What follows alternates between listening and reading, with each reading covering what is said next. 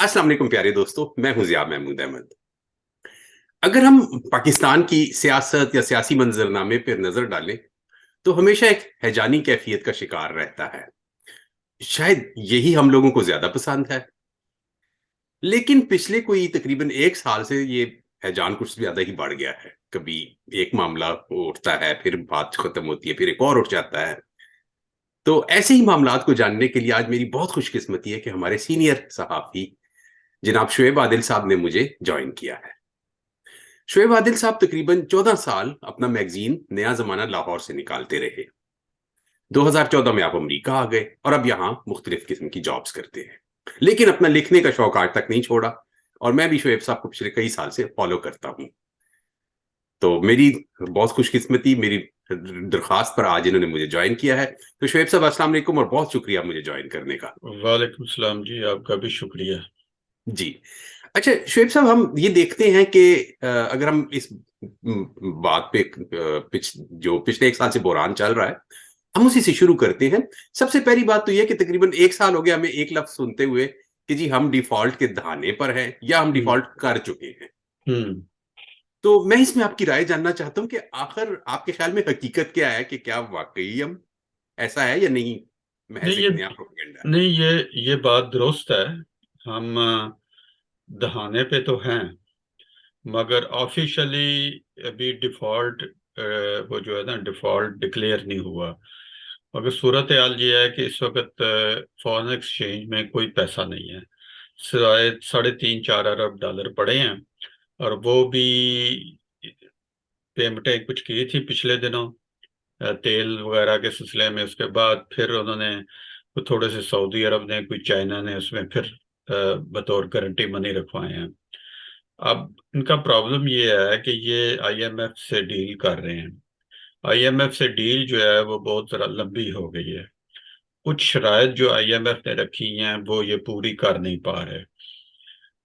उसमें बहुत सारी चीजें हैं। सब्सिडीज का खात्मा, वो कहते हैं कि जी आप जो सब्सिडीज दे रहे हैं मुख्तलिफ जो सूरतों में, एक तो आप गंदम को देते हैं, चीनी शुगर वालों को देते हैं, या फिर आपने ये जो मोटरवे बनाई है, या फिर ये जो मेट्रो बनी हुई है, इसमें ये बुनियादी तौर पे नुकसान पे चल रही हैं। ये गवर्नमेंट उनको फंड करती है। 10 रुपये टिकट में या 20 रुपये टिकट में तो वो अफोर्ड नहीं कर सक रहे हैं, वो चल नहीं सकती। तो गवर्नमेंट उन्हें देती है। मोटरवे पे भी गवर्नमेंट सब्सिडी दे रही है। तो वो कहते हैं ये सब सब्सिडीज खत्म करें। और फिर जो गैर तरक्याती अखराजात हैं, जिनमें वो नाम नहीं लेते, मगर सबसे बड़ा जो गैर तरक्याती अखराजात हैं वो हैं हमारे डिफेंस एक्सपेंडिचर है। और वो उसके ऊपर वो कोई कमी करने को तैयार नहीं है। अब कुछ आए थे, मुज़ाकरात हुए। अब वो कहते हैं कि जी हमें गारंटी दी जाए कि ये लोन वापस होगा। और लोन वापस करने के लिए उन्होंने एक्सटर्नल गारंटी मांगी है कि फॉरेन एक्सचेंज में आपके कोई तकरीबन 7 अरब डॉलर होने चाहिए। और उस वक्त हम करेंगे। अच्छा, अब जो 7 अरब डॉलर के लिए ये कभी सऊदी अरब से बात करते हैं, कभी चाइना से बात करते हैं। सऊदी अरब कहता है कि जी पहले आप लोन लें फिर हम गारंटी दे देंगे। अब हम पे कोई इतबार भी करने को तैयार नहीं है। और आईएमएफ कहता है कि जी पहले गारंटी दें तो फिर हम आपकी लोन की किस्त देंगे। तो ये इस तरह का जो है ना, वो बिल्ली चूहे वाला खेल अभी हो रहा है। और पाकिस्तान में जो खर्चे हो रहे हैं, सारा कुछ वो स्टेट बैंक पैसे छाप के दे जा रहा है। जितने हमारे डिफेंस के अखराजात हैं, दूसरे अखराजात हैं, पेमेंटें करनी हैं, जिसकी वजह से जो इन्फ्लेशन है वो तकरीबन 46-47% पे पहुंच चुका है। तो ये सूरत हाल जो है खराब है। गवर्नमेंट को चेंज हुए को देखें, पीडीएम गवर्नमेंट आई है, कोई पिछले साल अप्रैल में आई है। एक साल में सिवाय लड़ाई झगड़े के या आपस में इक़्तिदार की छीना झपटी के अलावा कोई मुस्बत काम नहीं हुआ। या तो था कि एक साल में कुछ ऐसी पॉलिसीज जो बनाते कि कोई मुल्क में कुछ रोजगार के में इजाफा होता या कोई प्रोडक्शन प्रोडक्टिविटी की तरफ जाता। ऐसा कुछ नहीं हुआ।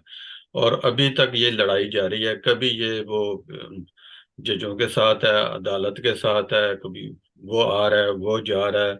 मैं उनकी डिटेल में नहीं जाता, मगर ये एक खेल है और ये खेल अभी ज्यादा लंबा चलेगा। तो सूरत हाल जो है ना, खराब है, बहुत ज्यादा खराब है। मैं अगर ये आईएमएफ की डील की बात करूं तो आईएमएफ की डील तो पिछले कई 2-3 साल से हम ये सुन रहे थे कि आईएमएफ के साथ मामला ठीक नहीं है। और आईएमएफ तो क्या पिछली हुकूमत भी आईएमएफ के साथ मामलात को ताखीर का शिकार कराती रही, डिले करती रही? असल में मसला ये है कि हम अपने अखराजात को कंट्रोल नहीं करना चाह रहे, जिसमें बुनियादी जो चीज़ है वो डिफेंस एक्सपेंडिचर है। अच्छा, आईएम ये जाते हैं, आईएमएफ का मिन्नत अल्लाह करते हैं। अब जो अदारे हैं आईएमएफ वगैरह या दूसरे, वो भी नहीं चाहते कि पाकिस्तान डिफॉल्ट हो।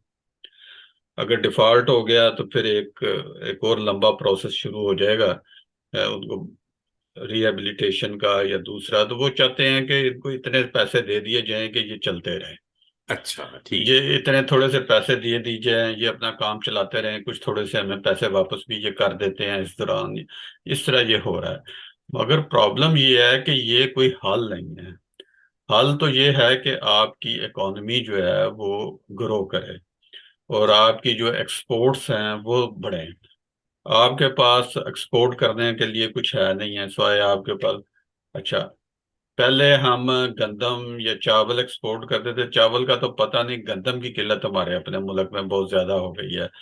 यानी कि सियासी सूरत हाल इस तरह की है कि हम कोई भी काम जो है ना वो ठीक तरीके से हो नहीं रहा। हालांकि एक एग्रीकल्चर मुल्क है पाकिस्तान में, कभी जब भी कोई डेमोक्रेटिक गवर्नमेंट आती है तो गंदम वाफर मकदार में होती है, सारा कुछ होता है। फिर दूसरा ये है कि अफगानिस्तान में बहुत ज्यादा चीजें स्मगल हो रही है, गंदम भी, डॉलर भी, और उनको भी हमने सहारा दे दिया हुआ है।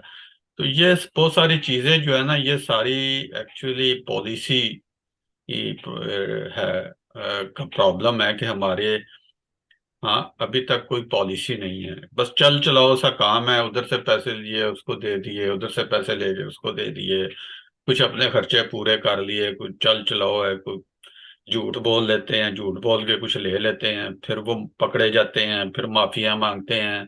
इस तरह का काम चल रहा है, बस ये, अच्छा। बस चल चलाओ हो रहा है। अच्छा, शुएब साहब, हम देखते हैं कि पहले मसलन दो हुकूमतों को, सैयद यूसुफ रज़ा गिलानी या मियां नवाज शरीफ को, अदालत के जरिए खत्म किया गया। हम्म। अब उसकी तफसील में अगर हम जाएं तो बहुत ज्यादा वक्त लग जाएगा कि फैसला सही था या गलत था, लेकिन बहरहाल अदालत के जरिए खत्म किया गया। हम्म। इमरान खान की हुकूमत को असेंबली के अंदर एक करारदाद के जरिए खत्म किया गया। जी। तो ये असेंबली के अंदर से अगर कोई हुकूमत खत्म होती है तो ये तो कॉन्स्टिट्यूशन के ज्यादा करीब एक एक हाँ जी। रास्ता है। हाँ फिर जी। इस पर इतना क्यों शोर डाला गया कि ये असल अनकॉन्स्टिट्यूशनल है? में ये अब उनका शोर है ना, अनकॉन्स्टिट्यूशनल तो नहीं है। जी। अगर ये तो एन कॉन्स्टिट्यूशनल है कि अगर आप असेंबली में अपनी अक्सरियत खो देते हैं तो वो क्या कहते, नो कॉन्फिडेंस मूव होती है, और दूसरा जो है जिसके पास अक्सरियत प्रूव करता है वो आ जाता है। जी। जी। मगर यहाँ पे प्रॉब्लम है। यहाँ पे नो कॉन्फिडेंस मूवमेंट में फौज ने एक अहम रोल अदा किया है। जी। और फौज चाहती थी, ये जो भी ग्रुप था बाजवा वगैरह का, ये इमरान खान से निजात हासिल करना चाह रहे थे। उन्हें समझ लग गई थी कि इस चीज की आ चुकी थी कि ये अगर ये मजीद इक़्तिदार में रहा तो सूरत हाल बहुत ज्यादा खराब हो जाएगी। तो उसलिए उन्होंने, इसमें कोई शक नहीं, हुआ तो ये कॉन्स्टिट्यूशनल है मगर इसमें फौज की हमायत से हुआ है। उससे पहले पीपल्स पार्टी ने एक दो दफा कोशिशें की थी, जब इमरान के आने के बाद पीडीएम ने, मगर उस वक्त वो कामयाब नहीं हो सके थे, इसलिए कि फौज उस वक्त साथ खड़ी थी। अब फौज उनके साथ खड़ी नहीं है।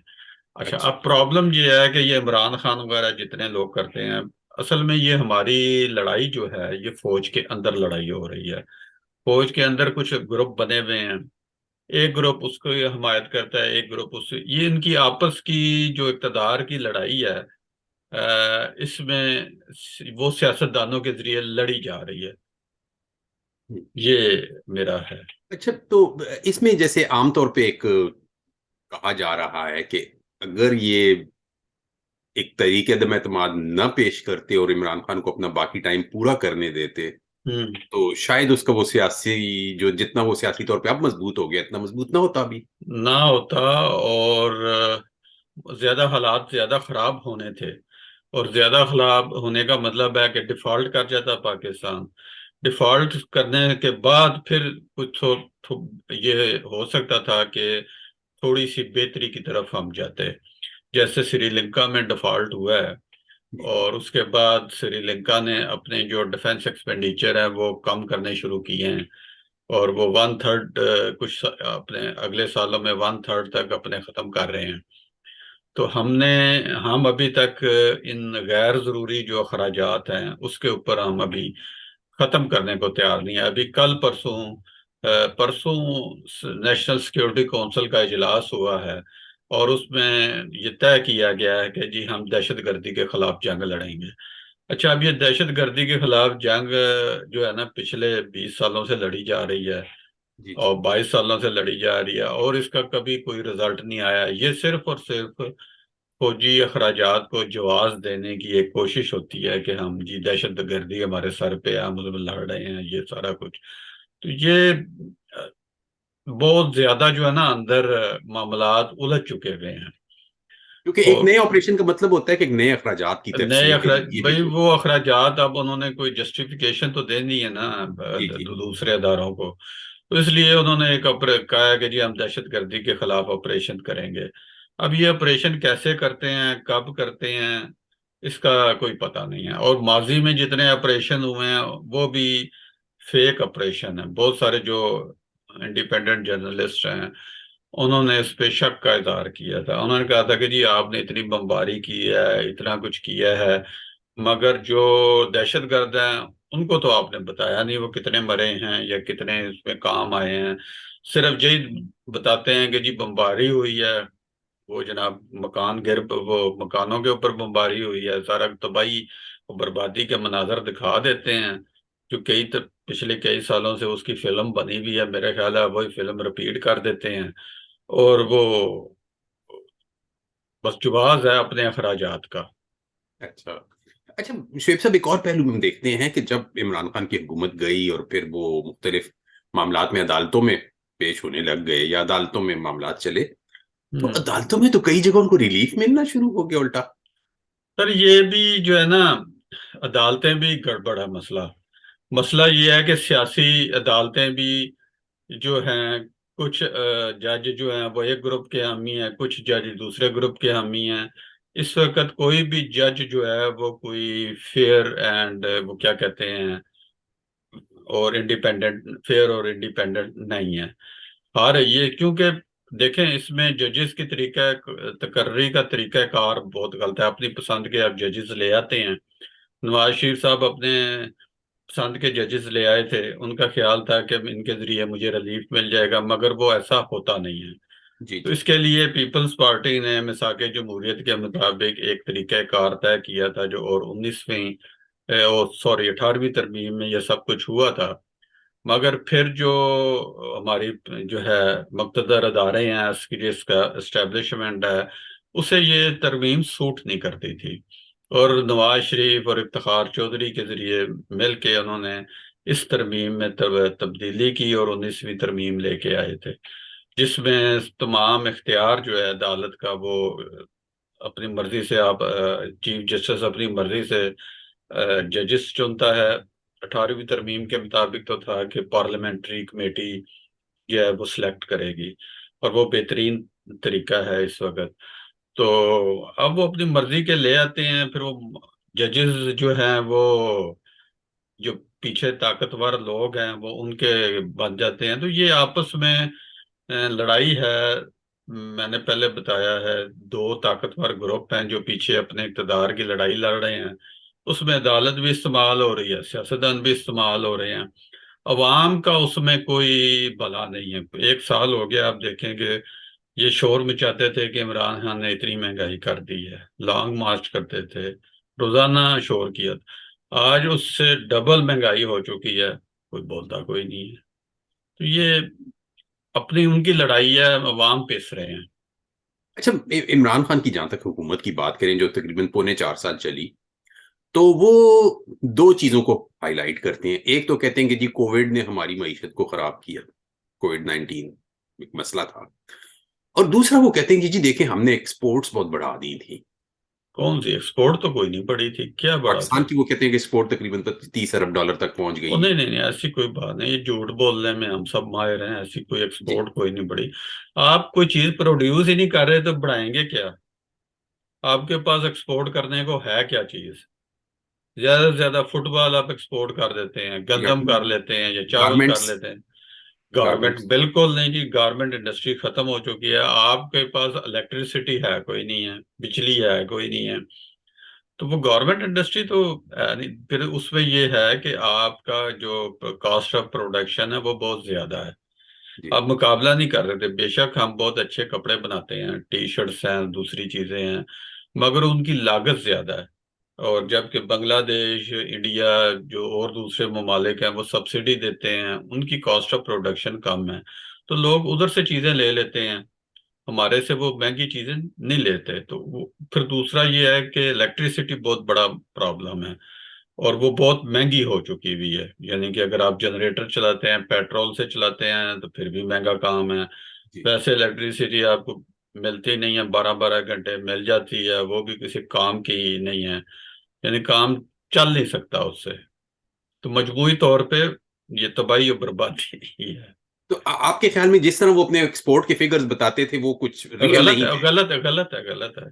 अभी स्टेट बैंक ने सेनेट को बताया कि जी हमने 10 अरब डॉलर पे किए हैं। कोई नहीं किए, झूठ बोलते हैं। हमारे पास थे ही नहीं, हम कहाँ से हमारे देते पास थे? है ही नहीं। 4.5 4 अरब डॉलर फॉरेन एक्सचेंज में पड़े हैं, तो 10 अरब डॉलर 10 अरब और 31 करोड़ आपने कहाँ से पे किए हैं? है ही तो कोई नहीं। एक इमरान खान के हामी एक ये भी कहते हैं कि जी वो जब इमरान खान की हुकूमत गई थी तो खजाने में तकरीबन $22 अरब मौजूद थे। और नहीं, ऐसे झूठ है ना जी, झूठ जी। कहते हैं ना जी वो तो। वो कहते थे 1,000 अरब रुपए की करप्शन हम बचाएंगे। आप मान जाते हैं इस पे? वो कहते हैं जी हमने बिलियन ट्री लगाए हैं, किधर लगाए हैं? वो कहते थे कि जी वो कहता था कि मैं भीख नहीं मांगूंगा, कर्जा नहीं लूं, कर्जा लूंगा ना, कर्जा लूंगा ना भीख मांगूंगा। अगर मुझे ऐसा करना पड़ा तो मैं खुदकुशी कर लूंगा। मगर उन्होंने कर्जा भी लिया, भीख भी मांगी। तो ये उनका तो छोड़ देना, इमरान खान एंड कंपनी को तो छोड़ देना। वो जो कुछ कहते हैं वो तो हजारों अरबों रुपए की बात करते हैं। थोड़ी बात थोड़ी सी कम लेवल पे होनी चाहिए। अच्छा। अच्छा, इस सारे उसके बावजूद हम देखते हैं कि आज उनके हामी कह रहे हैं कि जी सबसे ज्यादा पॉपुलर वही हैं, और दूसरे लोग भी कह रहे हैं, बल्कि जैसे एक सीनियर सहाफी हैं रजा रूमी साहब, उनको भी मैंने कहते सुना है कि इमरान खान बहुत पॉपुलर हो गया है। तो पॉपुलर आखिर क्यों हो गया फिर?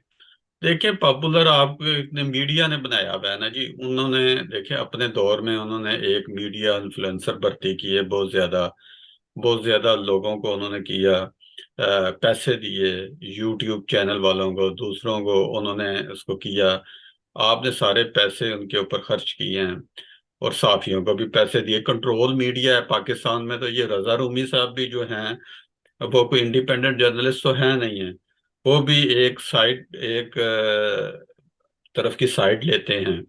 हम तो समझे थे कि इंडिपेंडेंट होंगे, मगर नहीं, वो नवाज शरीफ के जो है सारा वो करते हैं, प्रमोट करते हैं, उनके बेसिकली उनकी प्रमोशन का काम करते हैं।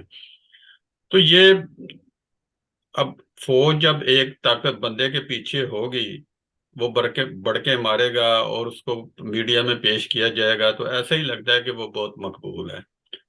तो ऐसी बात नहीं है, वो कोई इतना मकबूल है नहीं है। इलेक्शन अगर जब भी होंगे तो वो जरूर सीटें लेंगे कुछ, मगर वो हुकूमत बनाने की पोजीशन में नहीं है। वो पहले भी हुकूमत बनाने की पोजीशन में नहीं थे। वो तो उन्होंने देखे ना जी, वो जहांगीर तरीन था, उसने बारगेनिंग करके लोगों को तोड़ा, तोड़ के वो लेके आए और उसमें शामिल करवाया। और कहते थे कि जी 1 विकेट गिर गई, 10 विकेटें गिर गई, 20 विकेटें गिर गई।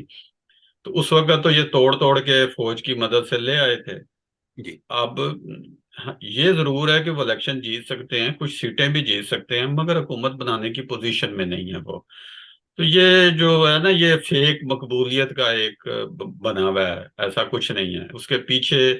एक कुछ मुक़्तदर ताकतें हैं जो आप, मैंने पहले बताया कि वो दो ग्रुप आपस में लड़ाई कर रहे हैं और दोनों एक दूसरे को प्रमोट कर रहे हैं, ये चीज है। अच्छा, जहां तक मकबूलियत की बात है तो ऐसी माजी तारीख से मुझे याद आता है कि एक जमाना था कि पाकिस्तान में सद्दाम हुसैन भी बहुत मकबूल हो गया था यकदम ही। हाँ जी, पाकिस्तानी लोग हमें, ही शायद ऐसे हैं कि यकदम नहीं मकबूल कर देते हैं किसी जी को। बिल्कुल, हमें हर वक्त एक हीरो की तलाश रहती है कि हमारे पास कोई हीरो। अब देखना, यहाँ पे ट्रम्प भी मकबूल है बहुत ज्यादा। अब जी ट्रम्प पे जो झूठ सच वो बोलते हैं, तो सब लोग उसको मानते हैं। अब क्या किया जाए इसका। अमेरिका में आप देखें कि वो ट्रम्प आए हैं, वो अदालत में पेश हुए हैं, अदालत में पेश होने के बाद जाके उन्होंने अपने हामियों से खिताब किया है और सब झूठ बोला है उसने, मगर सब लोग मानते हैं। जी।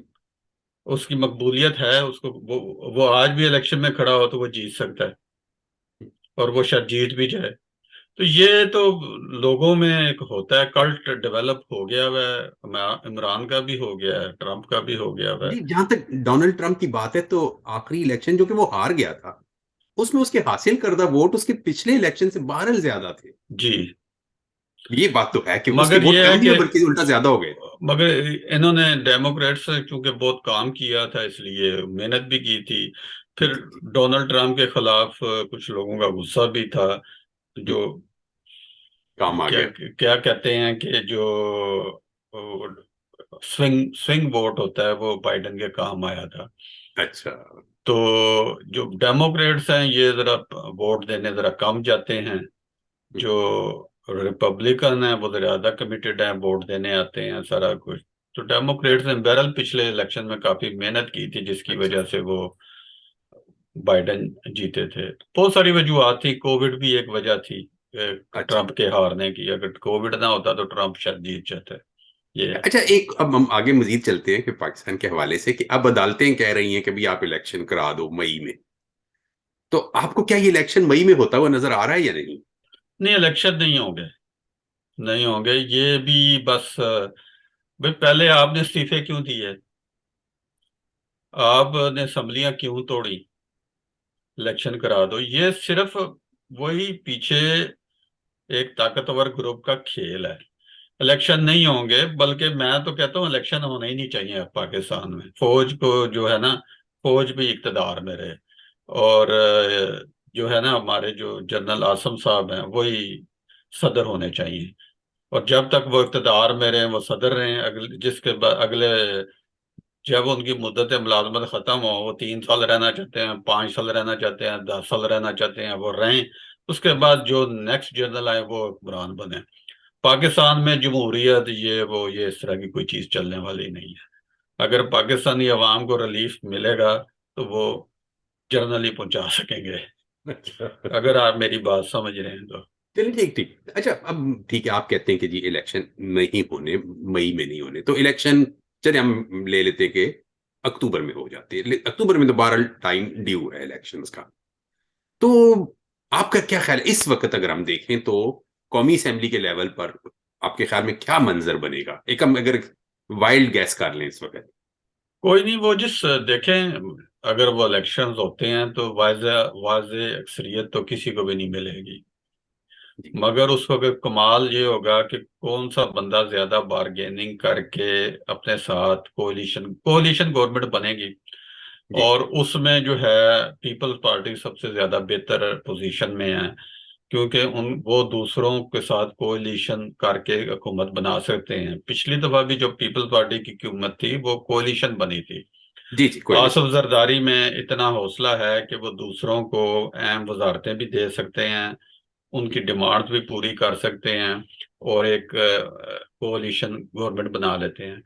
बाकी नवाज शरीफ और इमरान खान में वो हौसला ही नहीं है कि किसी के साथ मिल के हुकूमत बनाई जाए। ये चाहते हैं कि बस सारा कुछ हमारे पास ही हो। जी तो जी, ये एक मसला अगले है। इलेक्शन में जो है वो स्प्लिट मैंडेट होगा, जी और वही बंदा कामयाब होगा जो ज्यादा से ज्यादा मखलूत हुकूमत बना सकता है। और उसमें उम्मीद यही है कि पीपल्स पार्टी ये कर सकती है, उन्होंने किया भी है, वो डिलीवर भी किया है, तो उनके चांसेस लगते हैं। तो यानी आपके ख्याल में जिस तरह इमरान खान के हामी कह रहे हैं कि जी बस इलेक्शन हुआ तो 90% सीटें बस हमारी ही हो जाएंगी। बस ठीक है, जब होगा तो फिर उनकी होंगी। देखेंगे ना जब होगा तो। अच्छा, यानी हाँ आप जी। कहते हैं कि जमीनी वो हकायक इससे ये बाहर देखे ना, ये सिर्फ फसाद पैदा करने वाली बातें हैं। है। जी ठीक है ना। अब उसकी अहमियत वो है या नहीं है, ये कहेंगे धांधली की है। ये ये ड्रामा पाकिस्तान में पिछले कई सालों से चला आ रहा है। एक जीतता है, दूसरा कहता है जी धांधली हुई है। जी जी, बिल्कुल ठीक।